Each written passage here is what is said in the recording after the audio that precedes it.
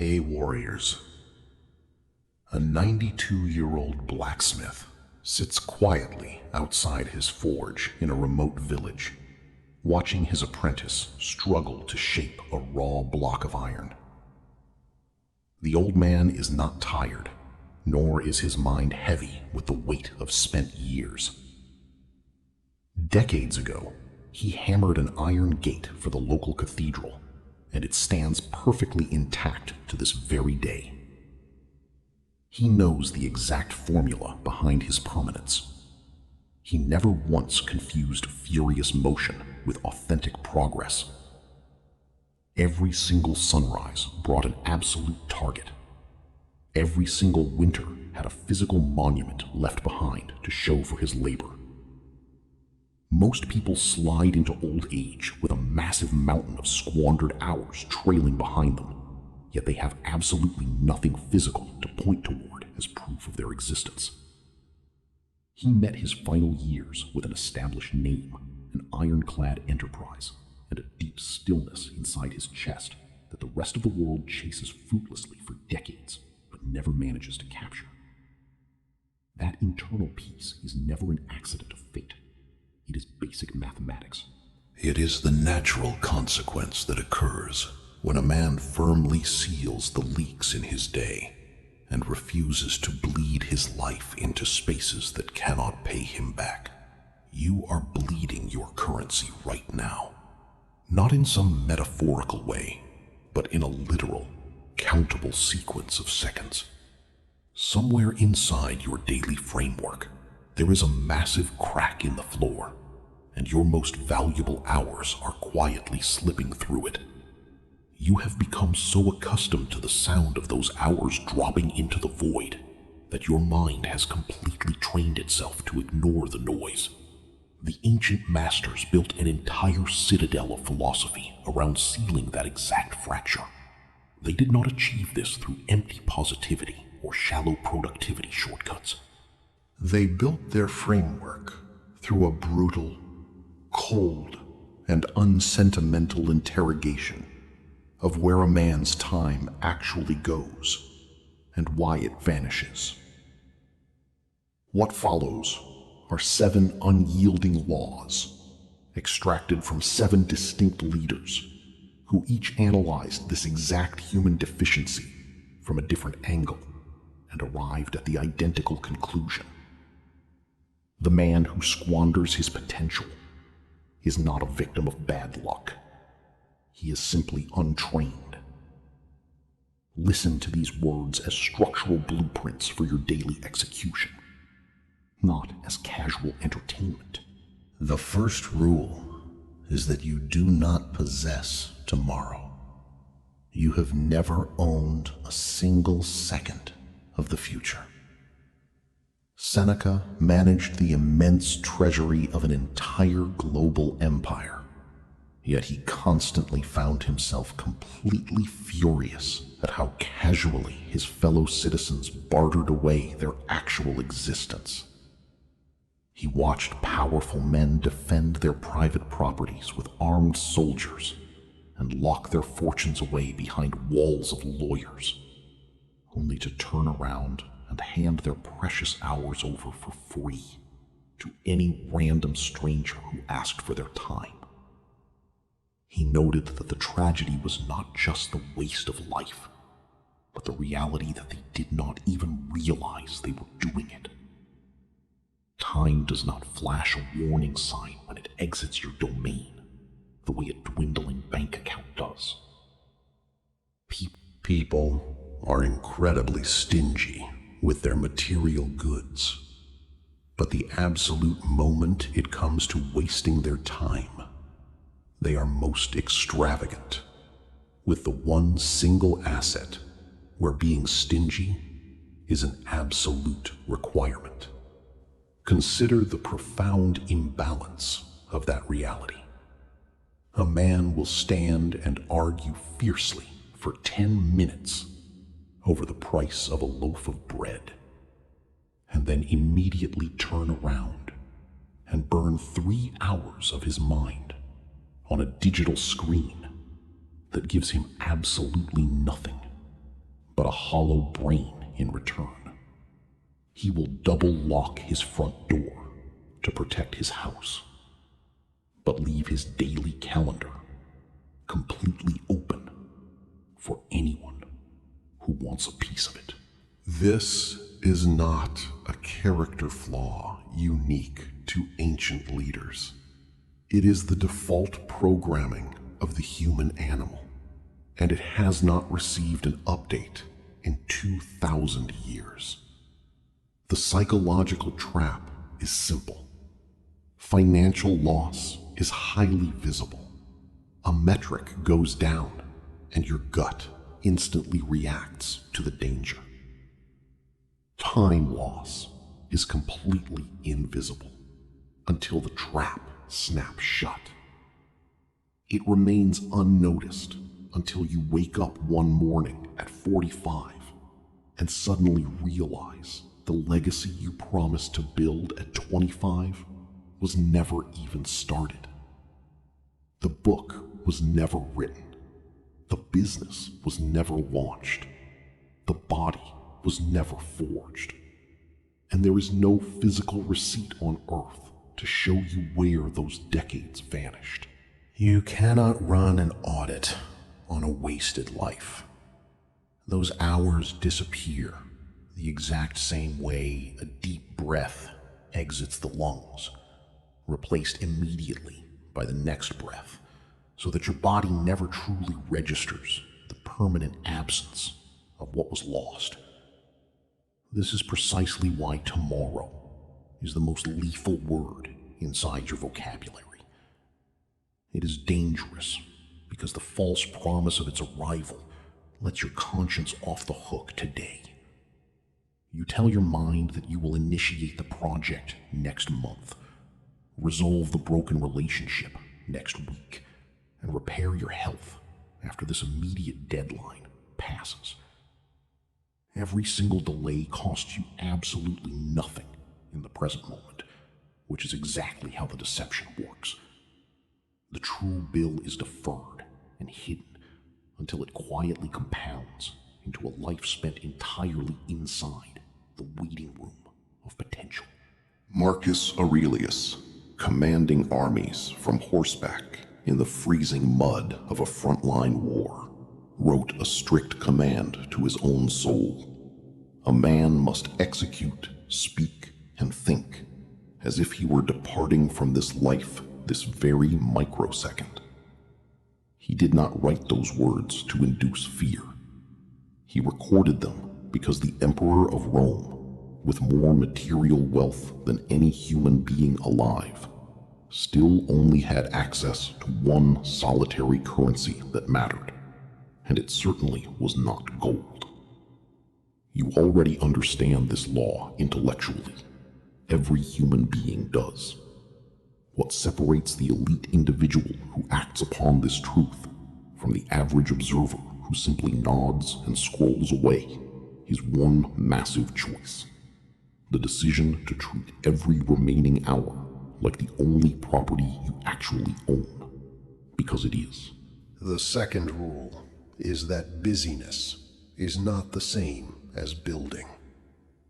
Epictetus was born into the absolute rock bottom of society as a literal slave. He understood with greater clarity than any scholar who followed him that a man can be wrapped in physical iron chains and still remain completely free within his own mind, while a wealthy prince can walk in absolute luxury and still live as a complete slave to his own internal noise. He spent his years teaching the highest aristocrats of Rome, individuals with every modern convenience available to their names, and he watched them frantically fill their schedules with a mountain of chaotic activity that led absolutely nowhere. He famously stated that it is not death or extreme hardship that strikes terror into a man, but the internal fear of that death or hardship that paralyzes him. Turn that analytical lens directly onto your own wasted hours, and you will find the exact same monster hiding behind a more respectable mask. Most men are not truly afraid of failure itself. They are terrified of the raw, vulnerable threshold right before failure. They fear that specific stretch of time where you completely commit your name to a project and it carries the active risk of not working out in front of the world. So instead of committing to the arena, they generate endless motion. Motion feels exactly like courage because it is physically exhausting and it aggressively fills up the hours of the day. But motion without a defined, unyielding target is just cowardice wearing a business suit. Look closely at how this cowardice manifests in your routine. A man will spend 4 hours researching the logistics of a business he claims he wants to start, watching endless videos about other creators who have already built their empires. He flatters his ego by calling this preparation. It is not preparation. It is avoidance, dressed up in the costume of diligence. A writer will rewrite the exact same introductory paragraph 9 times, calling it a dedication to perfectionism, when the cold reality is that an unfinished draft can never be judged or rejected by the public, while a completed manuscript can. The endless rewriting is nothing more than a hiding place with exceptional lighting. The master drew a hard line between what rests entirely within your direct control and what lies completely outside of it. He insisted that true internal power only arrives when you obsess exclusively over the first category and completely ignore the second. Wasted life always takes place inside that second category, managing anxiety about external outcomes you cannot force instead of executing the immediate inputs you can.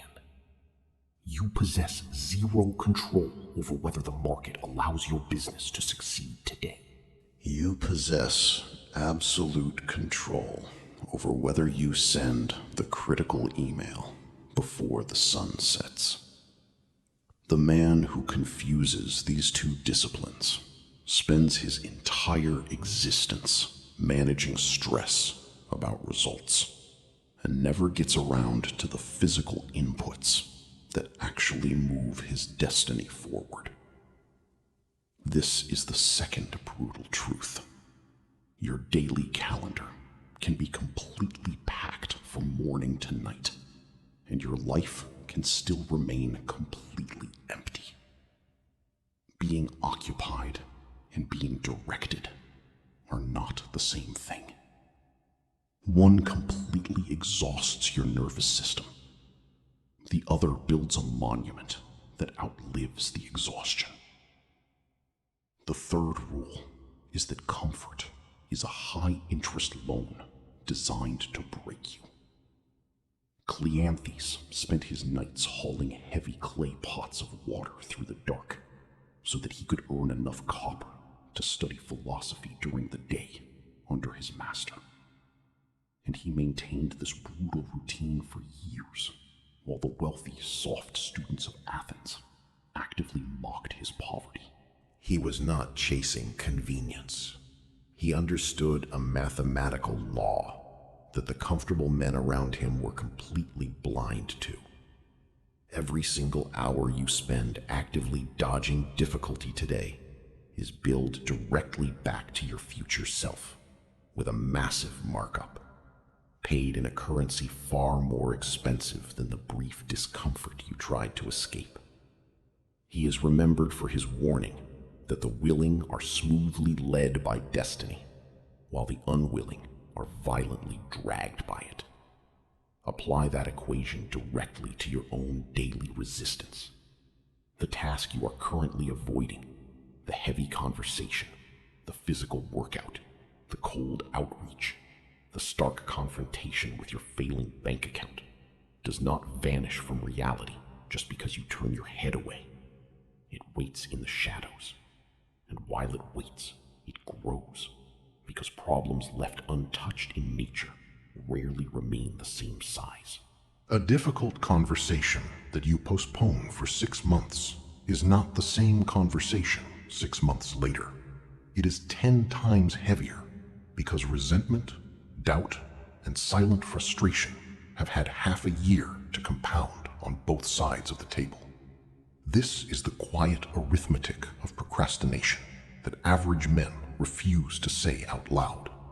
Delay is never a neutral pause button. It is a predatory loan, and the interest rate is whatever psychological and practical toll piles up while you sit on the couch. The gym membership you avoid using still drains the capital from your card. The skill you refuse to practice still grows incredibly rusty in your hands. The relationship you fail to repair completely freezes in the silence you left it in. Compare two men facing the exact same unpleasant task, say a brutal look at their failing finances. One man handles it the very first week the issue arises, when it is nothing more than a 20-minute conversation with a spreadsheet. The other man runs from it for 3 years until it escalates into a catastrophic structural crisis requiring lawyers, family interventions, and a bankruptcy filing. It is the exact same task, but it carries a wildly different cost. The only variable in the equation was how long the loan of avoidance was allowed to accumulate interest. The master chose the water-hauling nights because he calculated the cost early. Discomfort accepted immediately is incredibly cheap, while comfort purchased today must be paid for tomorrow at a markup you have zero power to negotiate. This is why true training looks from the outside like madness.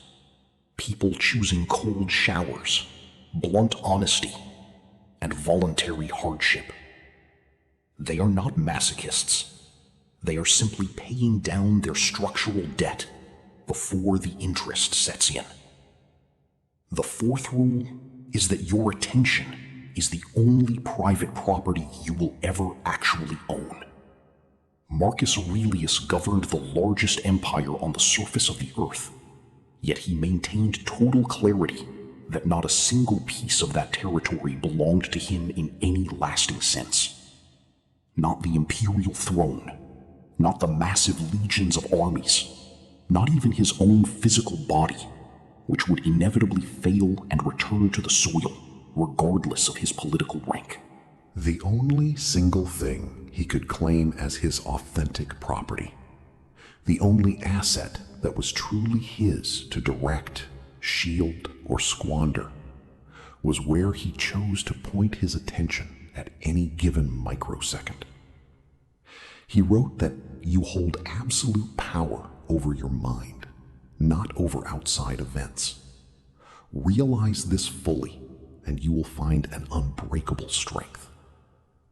Most people live their entire lives as if the exact opposite were true. They behave as though their attention belongs to whoever happens to shout the loudest, the digital notification, the online political argument, the random stranger's opinion, or an algorithm engineered by a corporation that is paid explicitly based on how many hours of your one finite life they can successfully extract. Every single alert you answer without a conscious choice is a formal transfer of your ownership. You did not decide to hand those pieces of your life away. It was simply stolen from you because you left the fortress gate completely unlocked. This is the least visible form of wasted existence, and it is by far the most expensive. You can lose an entire afternoon to a task you chose poorly and still have made a sovereign decision. You lose something far more sacred when you never made a choice at all, when the day simply happened to you, pulling your consciousness in a dozen different directions like a leaf in a storm, controlled by outside forces that have absolutely zero stake in your future beyond the seconds they can drain from your clock. An empire is significantly easier to defend than a mind, because an empire has physical stone walls, and a mind possesses no borders unless you construct them deliberately with an iron hand. The emperor guarded his attention the exact same way a general defends a border, because he knew that a man who cannot control what he thinks about cannot control what he does, and a man who cannot control his actions is a slave, regardless of the golden title placed in front of his name. Here is your daily benchmark test. At the end of this day, will you be able to state exactly where your attention went and why it was sent there? Or will you only be able to recount a list of things that happened to you? One of those is absolute ownership. The other is a stranger trespassing on your own life. The fifth rule is that discipline practiced exclusively in public is not the discipline that counts. Musonius Rufus taught his followers that philosophy without a daily, silent execution was nothing more than a worthless decoration. Empty words a man wears like cheap jewelry to look impressive to his peers, rather than a physical house he actually lives inside. He pushed his students toward an incredibly uncomfortable question. Does your discipline exist when there is no audience present to witness it? Or does it only manifest on the specific days you think someone is watching your performance? If you achieve something exceptional through grueling hard work, the labor passes incredibly quickly. But the excellence endures permanently. If you execute something shameful in the pursuit of temporary pleasure, the pleasure vanishes instantly, but the shame remains. Most wasted potential hides exactly where absolutely nobody is looking. It is the workout you choose to skip because your trainer is not standing in the room.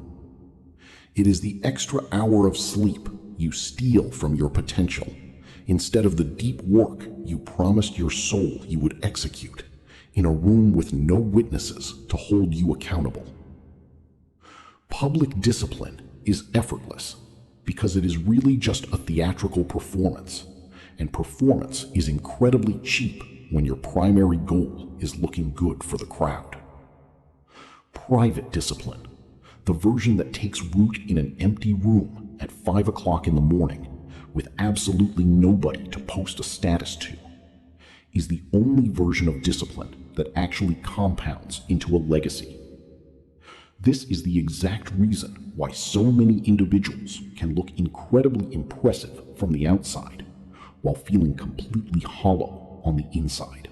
They have constructed a discipline that only exists under active observation.